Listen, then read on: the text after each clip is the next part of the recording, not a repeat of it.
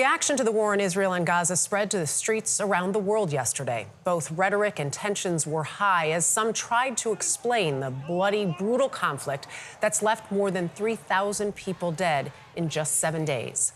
Michael George is here with more. Michael, good morning. Dana, good morning. New York City saw the largest U.S. gatherings of pro-Israel and of pro-Palestinian supporters. Now, these demonstrations were largely peaceful, but security remains heightened in cities and outside some religious institutions.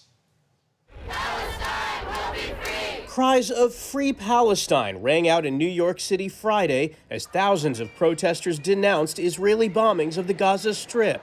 It's not a Jewish thing, it's not a Muslim thing, it's a human rights thing, and we're sick of it. But demonstrators who marched to Times Square were met with pro-Israel demonstrators.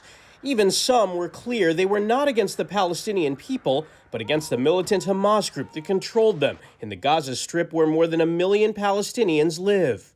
Israel has nothing to do with the Palestinian people. And this is something that people need to understand. The one who controls the Palestinian is the Hamas. Police in the two most populous U.S. cities, New York and Los Angeles, said they were stepping up patrols after a former Hamas chief called for a global day of rage. Still, no credible threats have been reported. One New York rabbi says congregants are scared to go to their synagogue. We have families that have reached out to us asking, we're supposed to have an event, a bar mitzvah. Can you please help us find private security that can be at the synagogue? Otherwise, we're not going to do it.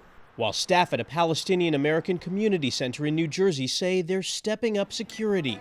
Bulletproof vests, armed security guards will be present at each mosque.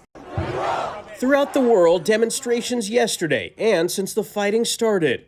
There's widespread concern for civilians caught in the brutal attacks by Israel's security forces and Hamas militants.